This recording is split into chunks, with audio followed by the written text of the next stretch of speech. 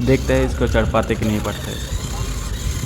बहुत ही आसानी से ये चढ़ के ऊपर से कूद के निकल गया, कुछ भी नहीं हुआ, कुछ भी असर नहीं पड़ा इसके ऊपर। इसका बैलेंस और इसका टायर जो व्हील है काफ़ी अच्छा है और मजबूत है। तो पीछे से भी धुआं निकल रहा है। फिर से हम रोक रोक के ट्राई करेंगे। अब इसका स्लिप होता है फुल या नहीं होता है वो भी टेस्ट करेंगे। हाँ, थोड़ा थोड़ा स्लिप होता है इसका रबर, और क्योंकि वो जो प्लाईवुड है उसके ऊपर बहुत ही स्लिपी टाइप है इसलिए। ओ भाई, इस पर पलट गया।